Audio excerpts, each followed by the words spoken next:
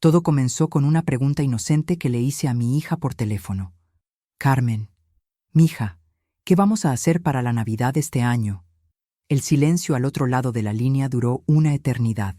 Cuando finalmente respondió, su voz estaba cargada de culpa e incomodidad. Ya lo habían celebrado. Ayer. Sin mí. Sin siquiera avisarme. Mi corazón se partió en 1000 pedazos cuando murmuró que Diego había dicho que yo estaba demasiado cansada para participar.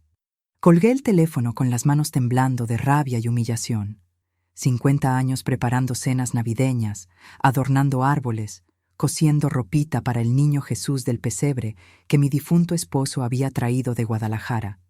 ¿Y ahora no valía ni una llamada de invitación para la fecha más sagrada del año? Era como si hubieran borrado a Elena Esperanza Morales de la historia familiar. El dolor que sentí en ese momento era físico, como si alguien hubiera clavado un cuchillo en el centro de mi pecho y lo hubiera girado lentamente. Todos aquellos recuerdos de Navidades pasadas. Diego niño corriendo por la casa en su pijama de renos, yo enseñándole a hacer tamales, él ayudándome a colgar las luces de colores en el porche. Todo eso se había reducido a nada. Yo era ahora un estorbo, una inconveniencia en la vida de mi propia familia. Cuando oí la llave en la cerradura y Diego entró en casa, no pude controlarme. Marché hacia la sala donde tiraba sus cosas en el sofá, con esa arrogancia que se había convertido en su marca registrada. ¿Cómo pudiste decirle a tu madre que yo estaba demasiado cansada para la Navidad? Soy yo quien siempre ha organizado esta fiesta para ustedes, grité, con una valentía que no sabía que poseía. Sus ojos se llenaron de furia instantáneamente, transformándose en 2 pozos negros de odio. «¡Cállate, vieja! Solo ibas a estorbar, siempre fastidiando con tus tradiciones ridículas», gritó de vuelta, y fue entonces cuando explotó como un volcán. «Eres una vergüenza para esta familia». En cuestión de segundos, sentí que me arrancaba el pelo del cuero cabelludo con un dolor punzante. «No significas nada aquí. No molestes más». Las palabras de mi propio nieto cortaron el aire como cuchillos afilados, mientras sus manos me jalaban por los cabellos grises con una violencia que jamás imaginé que fuera capaz. En ese momento, con mi rostro ardiendo de dolor y mi corazón destrozado, supe que había cruzado una línea sin retorno. Mi nombre es Elena Esperanza Morales, y por 68 años viví una vida guiada por la fe, la familia y las tradiciones que mis padres trajeron de Michoacán. Mi casa era un santuario de paz, donde el aroma de café de olla se mezclaba con el perfume de las rosas que cultivaba en el jardín. El altar de la Virgen de Guadalupe en la sala recibía mis oraciones matutinas, y las paredes estaban cubiertas de fotos familiares que contaban la historia de 3 generaciones de amor. Cada rincón de mi casa tenía una historia que contar. La mesa de comedor de madera maciza, donde 3 generaciones habían compartido comidas, la vitrina con la vajilla que mi madre había traído de México, el sofá donde solía acunar a Diego cuando era bebé y lloraba por cólicos. Era más que una casa, era el corazón palpitante de una familia que había construido con tanto amor y dedicación. Diego siempre fue mi nieto favorito, aunque jamás lo admitiría en voz alta. Cuando era niño, corría a mis brazos con esos ojitos brillantes, pidiendo que le contara historias de Michoacán o que le preparara sus empanadas favoritas. Lo mimaba sin pudor, comprándole juguetes que su madre no podía pagar y llenándolo de besos cada vez que venía a visitarme. Ahora que lo pienso, tal vez los signos siempre estuvieron ahí. Recordé cómo Diego, incluso de pequeño, tenía arranques de ira cuando no conseguía lo que quería. Una vez, a los 8 años, rompió deliberadamente el jarrón favorito de su madre porque ella no le compró un juguete. Cuando lo confronté, me miró directo a los ojos y mintió tan convincentemente que casi le creí. Pero yo justifiqué todo como cosas de niños, creyendo que con amor y paciencia podía moldearlo en un buen hombre. Las Navidades eran mágicas cuando era pequeño. Diego me ayudaba a armar el nacimiento, colocando cada pastorcito con cuidado reverente. Él sabía que el niño Jesús solo llegaría en Nochebuena, y se quedaba ansioso contando los días. Juntos preparábamos tamales, buñuelos y ponche navideño. Él era el primero en recibir mi bendición en Nochebuena, y el último en soltar mi mano a la hora de dormir. Cuando cumplió 18 años y comenzó a tener problemas en casa, no dudé en abrir mi puerta. Mi hija Carmen estaba pasando por un divorcio difícil y Diego necesitaba estabilidad para terminar sus estudios. «Ven a vivir conmigo, mijito», le dije, acariciando su rostro como hacía cuando era pequeño. Pensé que estaría salvando a mi querido nieto, dándole el amor y la seguridad que tanto necesitaba. Lentamente, casi imperceptiblemente, él comenzó a cambiar. Primero fueron pequeñas cosas: dejar los platos sucios en el fregadero, llegar tarde sin avisar, decir malas palabras que nunca había permitido en mi casa. Yo lo justificaba todo. Al fin y al cabo, era joven, estaba bajo estrés, necesitaba paciencia. ¿Qué haría usted en mi lugar? ¿Cómo negarle algo al nieto que crió en su regazo? La primera vez que me gritó fue una mañana de martes, cuando el café no estaba como a él le gustaba. El sonido de su voz alterada resonó por la cocina como un trueno inesperado, haciendo que se me cayera la taza que sostenía. Los pedazos de porcelana se esparcieron por el suelo como fragmentos de mi corazón que comenzaba a romperse. «No sabes hacer nada bien, vieja inútil», fueron sus palabras, escupidas con un veneno que jamás había sentido viniendo de él. Me quedé allí parada, temblando como una hoja al viento, observando a mi querido nieto transformarse en alguien que no conocía. Sus ojos, que antes brillaban con cariño cuando me miraban, ahora tenían una dureza fría que me hacía sentir como un estorbo en mi propia casa.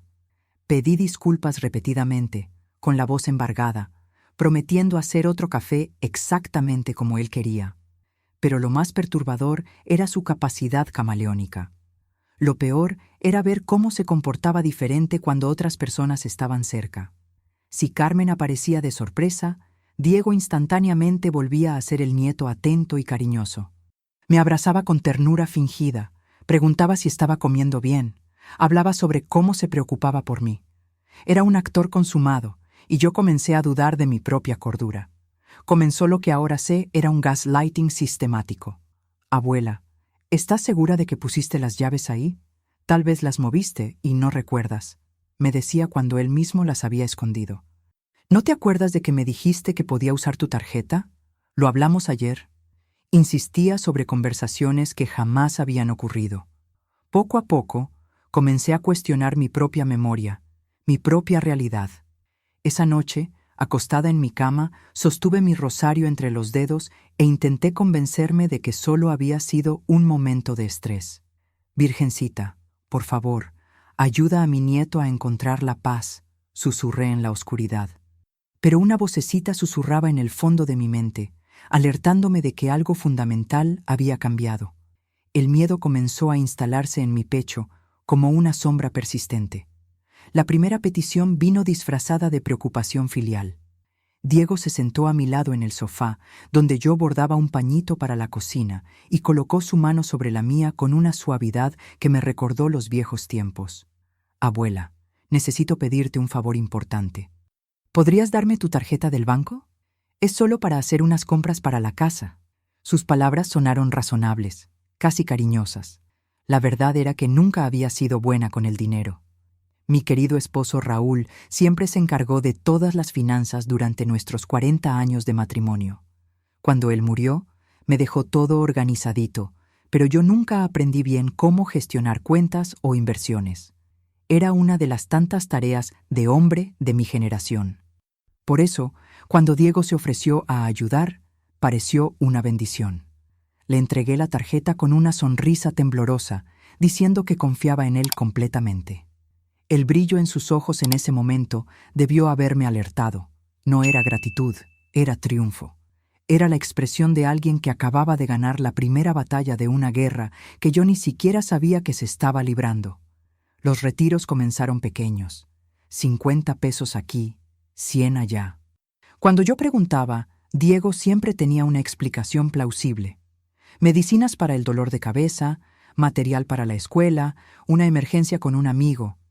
Quería creerle con tanta desesperación que ignoré el hecho de que mi cuenta bancaria estaba disminuyendo más rápido de lo que debería. El amor es ciego y el amor de abuela es completamente miope. Sus tácticas de manipulación se volvieron más sofisticadas. Comenzó a traer recibos falsos de supuestas compras para la casa, creando una elaborada ilusión de gastos legítimos. «Mira, abuela, compré medicina para tu artritis. Es cara, pero tu salud no tiene precio», decía, mostrándome recibos de farmacias que yo jamás había visitado.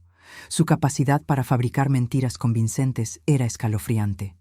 En pocas semanas, Diego controlaba completamente mis finanzas. Empezó a recibir mi pensión directamente, diciendo que era más práctico así, que él se encargaría de todas las cuentas y me daría una mesada para mis gastos personales. Cuando protesté tímidamente, estalló en furia. «No entiendes nada de dinero. Deja que yo me encargue de esto, vieja». Sus palabras cortaron hondo en mi autoestima, ya fragilizada. ¿Alguna vez ha vivido una situación en la que alguien de su familia intentó controlar completamente su vida? ¿Cómo reaccionó cuando se dio cuenta de que estaba siendo manipulada por alguien que debía protegerla? Fue una tarde de jueves que encontré mi anillo de bodas desaparecido. Aquella pequeña alianza de oro que mi difunto esposo Raúl había puesto en mi dedo hacía 45 años estaba simplemente perdida. Busqué por toda la casa como una mujer desesperada, volteando cojines, revisando cajones, incluso mirando dentro de la basura. Mi corazón latía desbocado, no solo por la pérdida del objeto, sino por la terrible sospecha que comenzaba a crecer en mi mente. Cuando confronté a Diego sobre el anillo, su reacción me dijo todo lo que necesitaba saber. No mostró sorpresa ni preocupación. En cambio, sus ojos huyeron de los míos y murmuró algo sobre que yo lo había perdido por descuido, que las personas mayores siempre olvidan dónde ponen las cosas. «Probablemente se te cayó por el desagüe o lo perdiste en la calle, vieja», dijo con una frialdad que me cortó como una cuchilla. Esa noche me acosté en la cama llorando silenciosamente. No era solo por el anillo, era por la dolorosa constatación de que mi propio nieto había robado el recuerdo más preciado que tenía de mi marido. Era como si hubiera robado un pedazo de mi alma, un fragmento de la historia de amor que guardaba como tesoro. ¿Alguna vez sintió que su propia familia pisoteaba sus recuerdos más sagrados? Las desapariciones continuaron de forma sistemática. Primero fueron las monedas antiguas que mi padre me había dejado, luego el reloj de pulsera que me regalaron por mi graduación de enfermería. Pero el golpe más doloroso vino cuando descubrí que había desaparecido el angelito que el pequeño Diego había hecho en la escuela a los 7 años. Un tosco adorno de masa de sal que yo guardaba como tesoro en el nacimiento cada Navidad. La pequeña figura estaba imperfecta, con alas torcidas y una carita asimétrica, pero para mí era la obra de arte más preciosa del mundo. Cada Navidad lo colocaba en el lugar de honor junto al niño Jesús, y Diego siempre sonreía orgulloso cuando veía a su angelito protector en el pesebre. Era nuestra tradición secreta, nuestro momento especial de conexión durante las festividades. «Ah, ¿esa porquería? La tiré cuando estaba limpiando. Estaba toda rota, de todos modos», dijo Diego cuando pregunté por el angelito. En ese momento, sentí como si hubiera asesinado no solo el adorno, sino también la memoria de aquel niño inocente que lo había hecho con tanto amor. Estaba sistemáticamente borrando nuestra historia, vendiendo mis tesoros pedazo a pedazo. Lo más cruel que hizo Diego no fue robar mi dinero o mis objetos preciosos, fue robarme a mi familia y a mi comunidad. Lentamente, con la precisión de un cirujano, comenzó a cortar mis lazos con el mundo exterior, empezando por las personas que más amaba. La primera víctima fue mi comadre Rosa, que venía a visitarme todos los miércoles desde hacía más de 15 años. «Abuela, Rosa te molesta demasiado. Te cansas después de sus visitas», dijo Diego un miércoles, bloqueando físicamente la entrada cuando Rosa tocó el timbre. Yo podía oír la voz confusa de mi comadre al otro lado de la puerta, preguntando si estaba bien, si había pasado algo. Mi corazón se rompía en pedazos mientras Diego inventaba excusas, diciendo que yo estaba durmiendo y no podía recibir visitas. Rosa y yo teníamos una amistad que comenzó cuando éramos jóvenes madres, tratando de criar a nuestros hijos con dignidad a pesar de las dificultades. Ella fue quien sostuvo mi mano cuando Raúl murió, quien me trajo sopita cuando estaba enferma, quien se reía conmigo de las telenovelas mexicanas que veíamos juntas. Perderla fue como perder una hermana. Incluso el padre Martínez intentó visitarme tras notar mi ausencia en misa. Cuando el sacerdote tocó la puerta un domingo por la tarde, Diego le dijo que yo había desarrollado una condición que me impedía recibir visitas religiosas. Doña Elena está muy delicada, padre. Los médicos dijeron que cualquier emoción fuerte podría afectar su corazón. Mintió con tal convicción que hasta yo llegué a creerle por un momento. Pasaron semanas sin que viera a Rosa. Cuando intentó llamarme, Diego interceptaba las llamadas, diciendo que estaba ocupada o indispuesta. Gradualmente, mi comadre dejó de intentarlo. Me sentía como una princesa encerrada en una torre, observando por la ventana mientras el mundo seguía girando sin mí. La soledad comenzó a devorarme como un cáncer silencioso, extendiéndose por los rincones vacíos de mi alma. El control se extendió hasta las tradiciones más sagradas. Diego incluso me impidió participar en las posadas navideñas del barrio, una tradición que había mantenido durante 30 años. «Estás muy mayor para andar caminando de casa en casa, abuela. Además, esos vecinos chismosos solo van a hacerte preguntas incómodas», decía, destruyendo metódicamente mi conexión con la comunidad que había sido mi apoyo durante décadas. El mismo destino tuvo mi hermana Elena, que vivía en Guadalajara y me llamaba todos los domingos después de misa. Diego creó una historia elaborada sobre que había desarrollado problemas de audición y ya no podía hablar por teléfono adecuadamente. Es mejor no molestar a la abuela con llamadas. El médico dijo que necesita descanso total. Mentiras tejidas con tanta habilidad que hasta yo llegaba a cuestionar si realmente estaba enferma. Fue en una noche de insomnio que descubrí el verdadero plan de Diego. Había bajado a la cocina a tomar un té de manzanilla cuando oí su voz proveniente de la sala, hablando bajo por teléfono. Algo en su tono me hizo detenerme y escuchar, escondida detrás de la pared como una espía en mi propia casa. Sí, ella ya firmó todos los papeles. La casa se transferirá a mí cuando... Tú entiendes. El abogado dijo que es solo cuestión de tiempo. Las palabras helaron mi sangre como una corriente de aire polar. Mi mente tardó unos segundos en procesar lo que acababa de escuchar. Diego no solo me estaba robando, estaba planeando mi muerte.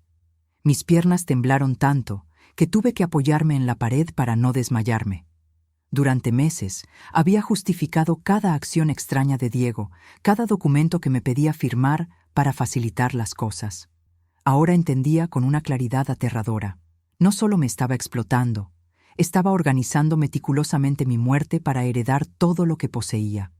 El testamento ya está alterado, y con el poder notarial que firmó, también puedo decidir sobre tratamientos médicos. Si tiene algún accidente o complicación de salud, nadie sospechará nada.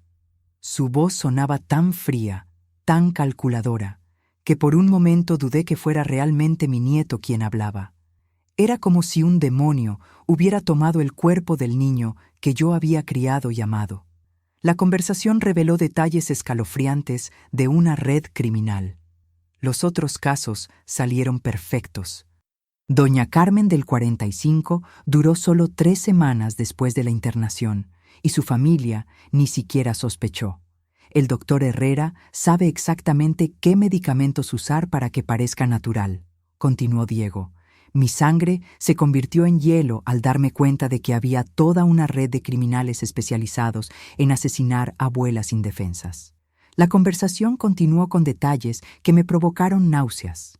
Diego hablaba sobre acelerar el proceso si yo empezaba a dar problemas, sobre lo fácil que sería convencer a todos de que yo estaba sufriendo de demencia.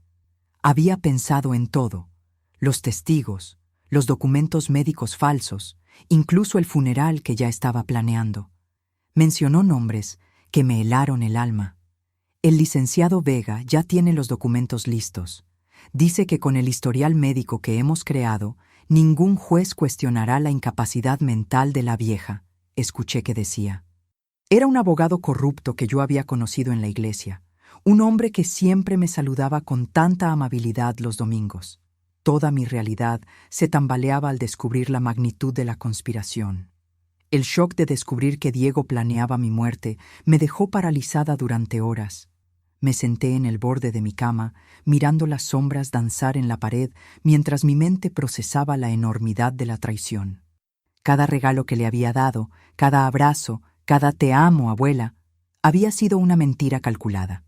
Era como descubrir que los últimos años de mi vida habían sido una obra de teatro macabra donde yo era la única que no conocía el guión. Mi propio nieto había estado ensayando mi muerte mientras yo le preparaba sus comidas favoritas. La náusea me invadió al recordar todas las veces que él había preguntado sobre mi salud con falsa preocupación. A la mañana siguiente, cuando Diego salió, intenté desesperadamente salir de la casa para pedir ayuda.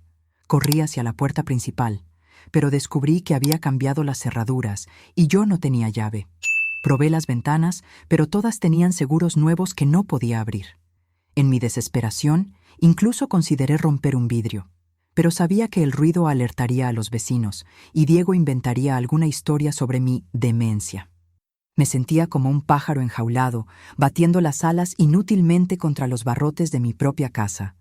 Fue entonces cuando entendí que Diego había convertido mi hogar en una prisión mucho antes de que yo me diera cuenta. Mi única opción era ser más astuta que él, y eso requería paciencia y planificación. A la mañana siguiente, tomé la decisión más difícil de mi vida. Me arrodillé ante el altar de la Virgencita en la sala, y por primera vez en meses, recé no solo por salvación, sino por fuerza. Virgencita querida, dame fuerzas para luchar. No me dejes morir así. Susurré, sosteniendo mi rosario con manos que finalmente dejaron de temblar. Una valentía que no sabía que poseía comenzó a crecer en mi pecho. En ese momento de oración sentí una presencia reconfortante. La imagen de la guadalupana parecía brillar con una luz especial en la penumbra del amanecer. Recordé las palabras de mi madre. Mijita, la Virgencita nunca abandona a sus hijas que luchan por la justicia. Era como si recibiera una señal divina para no rendirme, para convertirme en la detective de mi propia supervivencia. Mientras Diego salía para sus clases, que ahora sospechaba que eran encuentros con cómplices, comencé mi misión secreta de supervivencia. Revolví la casa buscando los documentos que me había obligado a firmar. Los encontré escondidos en una carpeta en su habitación, junto con papeles que contenían mi firma falsificada, en lugares donde yo estaba segura de nunca haber firmado. El testamento que había preparado me dejó sin aliento. Según ese documento, yo estaba donando toda mi herencia a Diego por reconocer su dedicación excepcional a mi cuidado y por estar en plenas facultades mentales para tomar esta decisión. Incluso había una carta supuestamente escrita por mí, explicando cómo me sentía culpable por ser una carga para la familia. Descubrí un cuaderno donde Diego llevaba registros meticulosos. Había anotaciones sobre mis horarios, mis hábitos, incluso sobre las dosis de medicamentos que me daba. Día 45. Aumentar sedante en café matutino. Día 52. Abuela mostró resistencia, reducir comida para debilitarla. Leer esas líneas escritas de su puño y letra fue como ver mi certificado de defunción firmado por mi propio nieto. Recordé el celular viejo de Raúl, que había guardado en una caja de zapatos junto con sus otras cosas queridas en el armario. Diego había confiscado mi teléfono principal, pero no sabía de la existencia de este. Era mi única conexión con el mundo exterior, mi arma secreta contra el monstruo en que mi nieto se había convertido. Cada foto que tomé de los documentos falsos era un acto de rebelión, una prueba de que Elena Esperanza Morales no aceptaría morir sin luchar. Un día, mientras fotografiaba documentos en el cuarto de Diego, escuché sus pasos subiendo las escaleras antes de tiempo. Mi corazón se detuvo mientras guardaba rápidamente el teléfono de Raúl entre mi ropa y trataba de actuar natural. «¿Qué haces aquí, abuela?», me preguntó con suspicacia, sus ojos escaneando el cuarto como un detective. «Buscaba una manta extra, mijito. Tengo frío», mentí, rezando para que no notara el sudor en mi frente. Sus ojos se entrecercaron mientras revisaba si algo había sido movido. Durante varios minutos aterradores, él permaneció en el umbral, estudiándome como si pudiera leer mis pensamientos. Solo cuando le ofrecí prepararle un café especial, se relajó y se fue, pero supe que había estado a segundos de descubrir mi plan. Desarrollé un sistema elaborado para comunicarme con el mundo exterior sin ser descubierta. Aprendí los horarios exactos de Diego. Memoricé los sonidos de sus pasos en diferentes partes de la casa, e incluso practiqué rutas de escape en caso de emergencia. Escondí evidencias en 5 lugares diferentes, desde el dobladillo de mis vestidos hasta el interior de libros sagrados que él nunca tocaría. Cada día era una batalla mental, fingiendo ser la abuela frágil y confundida mientras documentaba meticulosamente cada crimen.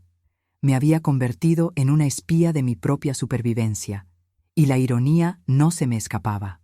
Diego me había subestimado tanto que no podía imaginar que su víctima fuera capaz de tal resistencia estratégica. ¿Alguna vez descubrió que alguien cercano estaba planeando algo terrible contra usted? ¿Cómo encontró la fuerza para reaccionar cuando se sintió completamente traicionada por quien más confiaba? La llamada que lo cambió todo llegó un martes lluvioso. Era mi hija Carmen, y su voz estaba cargada de una angustia que no oía desde hacía años. «Mamá, necesito contarte algo terrible. Diego me buscó la semana pasada diciendo que estás desarrollando demencia y que ya no puedes cuidar de ti misma». Se me heló la sangre al escuchar esas palabras. Dijo que estás teniendo episodios violentos, que has intentado lastimarte varias veces y que sería mejor internarte en una casa de reposo. «Mamá, ¿por qué no me contaste que te sentías así?». La voz de Carmen se quebró al final de la frase. Era como si 1000 cuchillos estuvieran cortando mi corazón simultáneamente. Mi propio nieto estaba esparciendo mentiras sobre mi salud mental para justificar mi futura muerte natural. «Carmen, mija, escucha bien lo que voy a decirte. Estoy siendo envenenada y manipulada por tu hijo. Él quiere matarme para quedarse con mi herencia y te está usando como coartada». El silencio al otro lado de la línea duró una eternidad. Podía oír la respiración pesada de mi hija mientras procesaba la enormidad de lo que estaba revelando. Para convencerla, tuve que revelar detalles que me destrozaban. «Mija, ¿recuerdas el broche de tu abuela que siempre te prometí que sería tuyo?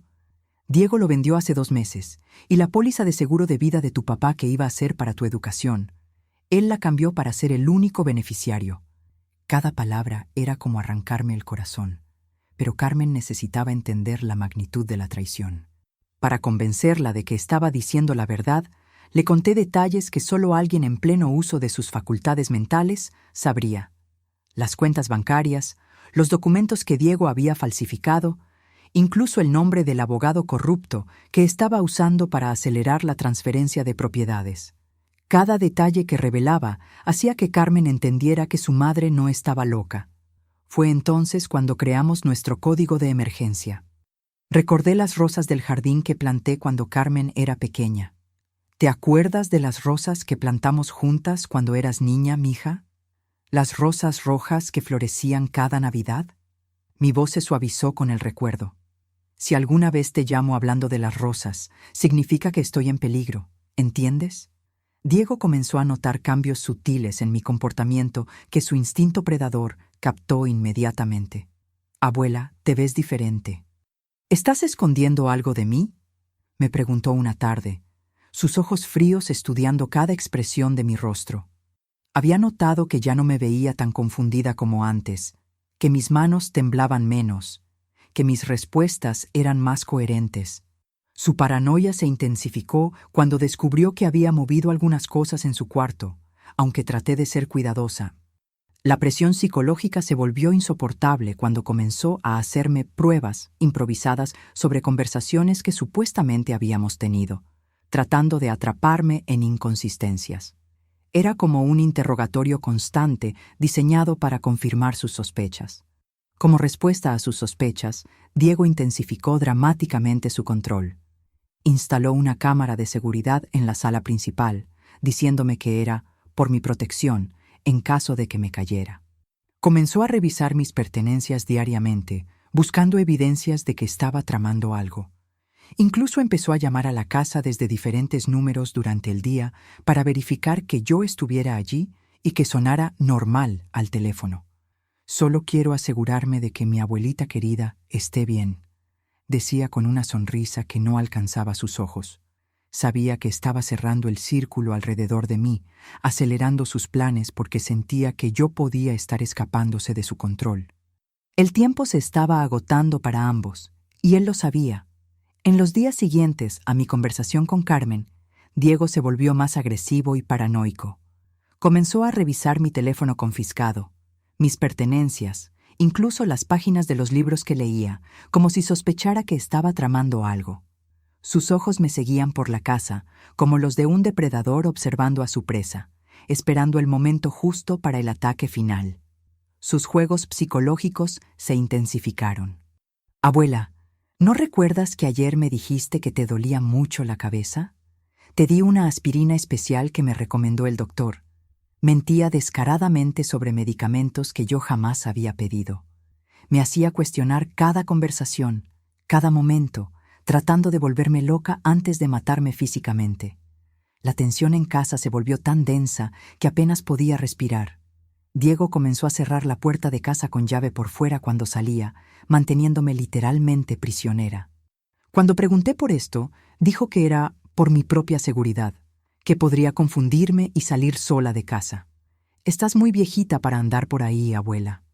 Cada día que pasaba, me sentía más cerca de un precipicio. Desarrollé un sistema de supervivencia casi militar. Cuando él salía, tenía exactamente 2 horas para documentar evidencias, tomar fotos y comunicarme con el exterior. Memoricé números telefónicos, practiqué rutas de escape.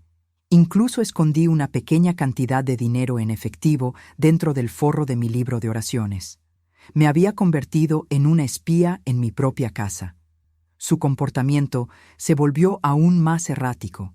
A veces hablaba solo, murmurando sobre resolver el problema de una vez por todas. Otras veces se quedaba mirándome comer, con una sonrisa siniestra en los labios, como si supiera algo que yo no sabía. El miedo se había convertido en mi compañero constante, una sombra que me seguía por todos los rincones de la casa. Una tarde, Diego trajo a casa a 2 hombres que presentó como doctores amigos, que querían evaluar mi salud mental. Uno era el doctor Herrera, que había mencionado en su llamada telefónica, un hombre de aspecto siniestro, con una sonrisa falsa y ojos fríos como el hielo. Señora Morales, su nieto está muy preocupado por sus episodios de confusión, dijo, sacando papeles de un maletín médico. El otro hombre, que se presentó como psiquiatra, comenzó a hacerme preguntas diseñadas para que mis respuestas pudieran ser interpretadas como síntomas de demencia. Reconocí inmediatamente que esto era parte del plan para crear un historial médico falso que justificaría mi internación forzada. Mi corazón latía tan fuerte que temí que pudieran escucharlo, pero mantuve mi compostura y actué como la anciana confundida que esperaban encontrar. Después de la visita de los falsos doctores, Diego se volvió urgente y descuidado en sus acciones. Comenzó a traer papeles legales diariamente, presionándome para firmar solo una cosa más cada vez. Abuela, el abogado necesita esto hoy o perderemos la oportunidad de proteger tu dinero. Mentía descaradamente, poniendo documentos frente a mí mientras me distraía con conversaciones sobre el pasado. Su desesperación era palpable.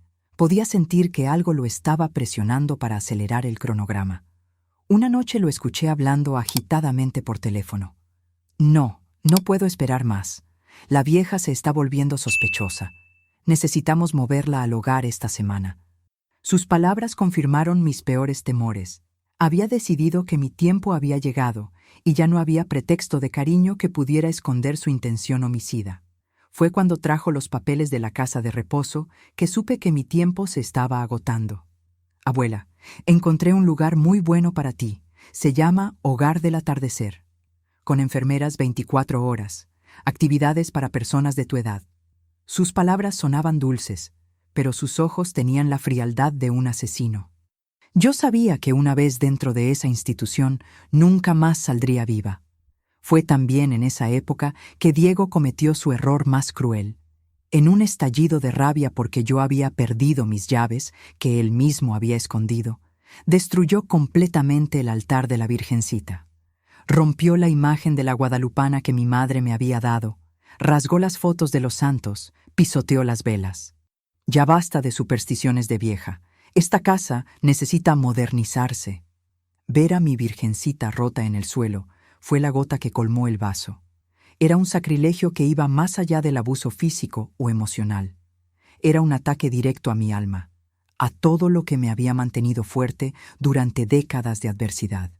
En ese momento supe que no había vuelta atrás, que era él o yo. Esa noche, usando el teléfono secreto de Raúl, llamé a Carmen. «Mija, las rosas del jardín se están muriendo. Creo que no van a sobrevivir mucho tiempo más». Hubo una pausa al otro lado de la línea y luego oí a mi hija decir que estaría allí a la mañana siguiente. Era arriesgado, pero ya no teníamos opciones. Lo que no esperaba era que Diego hubiera estado escuchando parte de la conversación. A la mañana siguiente, cuando Carmen tocó la puerta, él estaba esperando con una furia que jamás había visto. Sus ojos tenían la mirada de un animal acorralado, peligroso e impredecible. Era como si todas las máscaras finalmente hubieran caído. Vi por la ventana a mi hija discutiendo con Diego en la puerta, sus voces elevándose peligrosamente. «¿Dónde está mi mamá? ¡Quiero verla ahora!», gritaba Carmen, pero Diego bloqueaba físicamente su entrada. «Está durmiendo. Te dije que no vinieras más aquí», respondía con una agresividad que hizo que Carmen diera un paso atrás. La discusión se intensificó cuando Carmen exigió hablar conmigo. «No me iré de aquí hasta ver a mi madre», gritó, intentando empujar a Diego a un lado. Fue entonces cuando él perdió completamente la compostura y reveló su verdadera cara. «Tu madre está loca. Deberías agradecerme por cuidar a esta vieja chiflada». Fue cuando supe que no podía esperar más por la ayuda de nadie. Tomé el teléfono secreto de Raúl, respiré hondo y marqué el número que había memorizado semanas antes. Al otro lado de la línea, una voz profesional respondió: «Policía, ¿cuál es su emergencia?». «Mi nieto está tratando de matarme. Por favor, vengan rápido. Soy Elena Esperanza Morales». Las palabras salieron de mi boca como un grito de auxilio de una mujer que se ahoga. Di mi dirección y expliqué rápidamente la situación. La operadora me dijo que me encerrara en el cuarto y esperara, que la ayuda estaba en camino. Pero Diego se había dado cuenta de que algo andaba mal. Oí pasos furiosos subiendo la escalera, y luego el pomo de mi puerta giró violentamente. Comenzó a golpear la puerta, gritando obscenidades que jamás imaginé que saldrían de la boca del niño que había criado. «Abre esa puerta ahora, vieja de mierda». «¿Qué hiciste?». Fue en ese momento que logró forzar la cerradura. Diego entró en el cuarto como un huracán de furia, con los ojos inyectados en sangre y las manos cerradas en puños. Era la primera vez que veía al verdadero monstruo detrás de la máscara que había usado durante tanto tiempo. Ya no había rastro de mi querido nieto, solo había un depredador acorralado y desesperado. El sonido de las sirenas cortando el aire fue la sinfonía más hermosa que jamás había escuchado. Era la música de la salvación, la promesa de que Elena Esperanza Morales no moriría ese día en manos del monstruo que había criado con tanto amor. Diego me soltó inmediatamente cuando escuchó el ruido, sus ojos llenándose de pánico. Cuando los policías entraron en la casa, encontraron una escena que lo contaba todo. Yo estaba en el suelo del cuarto, con marcas rojas en el cuello y cabellos arrancados esparcidos alrededor. Carmen lloraba apoyada en la pared de la sala, finalmente viendo al hijo que había criado como realmente era. Y Diego estaba parado en el centro del cuarto, temblando como una hoja, aún sosteniendo algunos mechones de mi cabello en sus manos. El paramédico que llegó junto con la policía documentó cada herida con la meticulosidad de un investigador forense. «Señora, estas marcas en su cuello son consistentes con estrangulamiento», explicó mientras tomaba fotografías que servirían como evidencia. «Y estos hematomas en sus brazos muestran un patrón de agarre violento repetido». Cada marca que fotografió era una prueba de las mentiras de Diego, evidencia física que contradecía su narrativa de ser el nieto cuidador. El sargento Morales encontró el cuaderno donde Diego registraba las dosis de medicamentos y su expresión se endureció cuando leyó las anotaciones sobre acelerar el proceso. Señora Morales, usted ha sido muy valiente. Esto es evidencia de un intento de homicidio sistemático, me dijo, tratando mi testimonio con el respeto que había perdido durante meses. Cuando se dieron cuenta de que su plan había fracasado, Diego sufrió un colapso mental completo delante de todos. Comenzó a gritar acusaciones incoherentes, alternando entre súplicas desesperadas y amenazas violentas. «Ella me debe todo. Yo la cuidé. Tiene que pagarme», gritaba mientras los oficiales lo esposaban, su máscara de nieto cariñoso finalmente destruida por completo. Carmen retrocedió horrorizada cuando él le gritó: «Esto es culpa tuya también. Deberías haberme apoyado». Era escalofriante ver cómo todas sus mentiras, cuidadosamente construidas, se desmoronaban en una exhibición pública de la locura que siempre había estado bajo la superficie. Los vecinos que se habían asomado a sus ventanas presenciaron la verdadera naturaleza del joven que habían conocido como el nieto devoto, y muchos más tarde admitieron que habían notado señales extrañas, pero no quisieron interferir. ¿Conoce a alguna persona mayor que pueda estar sufriendo abuso familiar? ¿Qué haría si descubriera que alguien de su familia está siendo maltratado en silencio?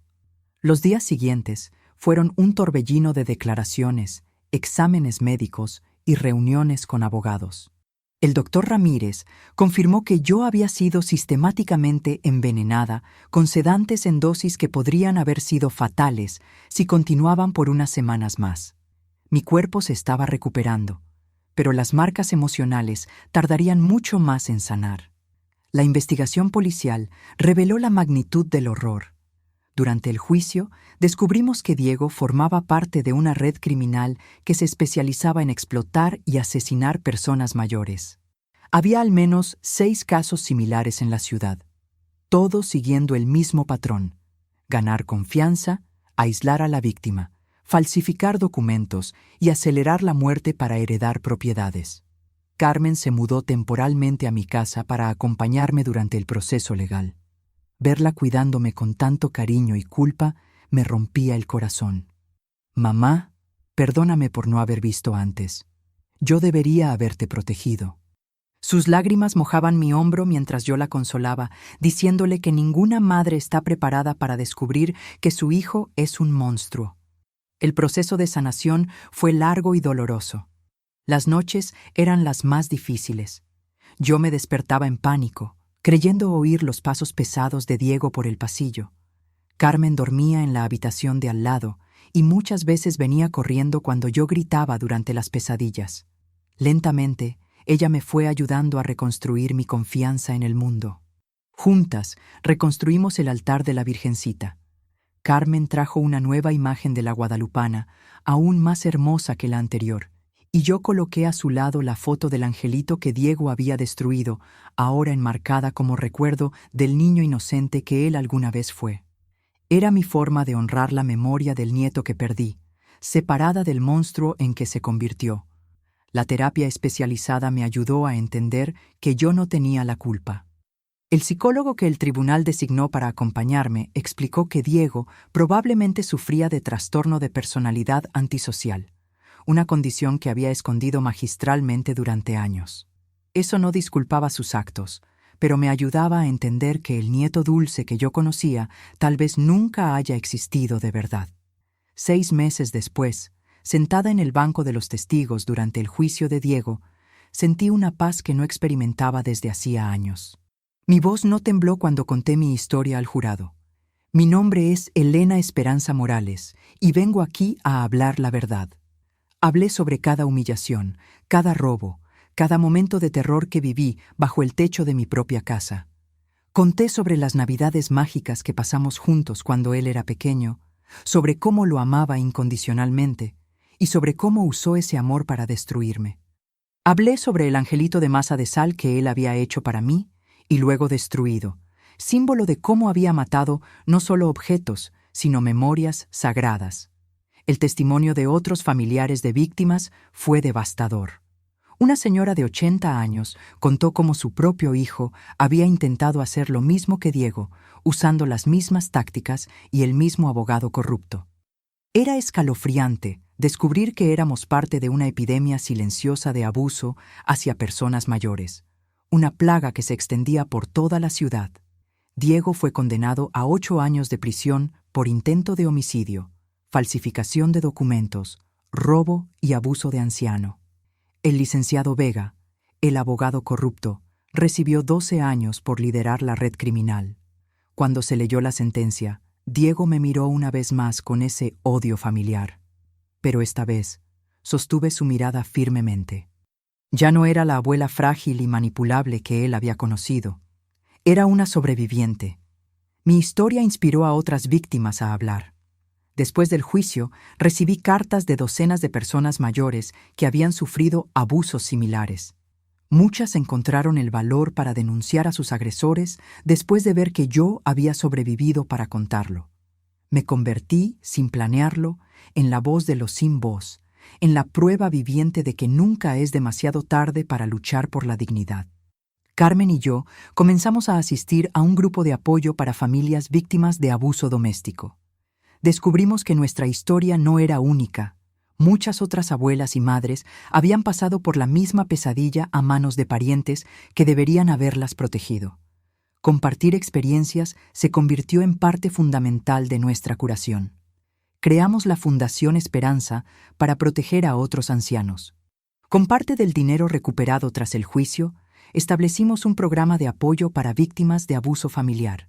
Ofrecemos asesoría legal gratuita, acompañamiento psicológico y una línea telefónica confidencial. Era mi forma de transformar el dolor en propósito, la tragedia en esperanza. Hoy, mi casa volvió a ser un santuario de paz. Las rosas del jardín florecieron nuevamente, aquellas mismas que se convirtieron en nuestro código secreto de salvación. Carmen me visita regularmente trayendo a los nietos pequeños, y juntos estamos creando nuevas tradiciones navideñas. Cada mañana es una pequeña victoria contra el terror que Diego intentó plantar en mí. Esta última Navidad fue la primera en años que verdaderamente celebré con alegría. Armamos el nacimiento juntas, Carmen y yo, y les conté a los nietos pequeños sobre la importancia de la verdadera familia, aquella que te protege, no que te destruye. Cuando colocamos al niño Jesús en el pesebre en Nochebuena, recé una oración de gratitud por haber sobrevivido para ver este día sagrado. Fin. Esta es la historia de Elena Esperanza Morales, una mujer que descubrió que a veces el mayor acto de amor propio es aceptar que algunas personas son irrecuperables y que protegerse de ellas no es crueldad, es supervivencia. Porque nuestra vida vale más que cualquier lazo familiar, por más doloroso que sea, cortar esas amarras definitivamente. Reflexión final. Para todas las abuelas que nos escuchan, ustedes merecen ser tratadas con respeto y amor, especialmente por aquellos que criaron y amaron.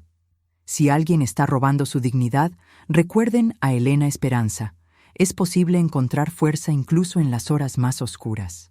La Virgencita nunca abandona a sus hijas que luchan por la justicia, y la justicia, aunque tarde, siempre llega para quienes tienen el valor de pelear por ella. Si conocen a alguien que pueda estar viviendo esta situación, no cierren los ojos. Una llamada, una visita, una pregunta cariñosa puede ser la diferencia entre la vida y la muerte. Porque como Elena aprendió, la dignidad no es algo que otros pueden quitar, solo algo que nosotros podemos entregar.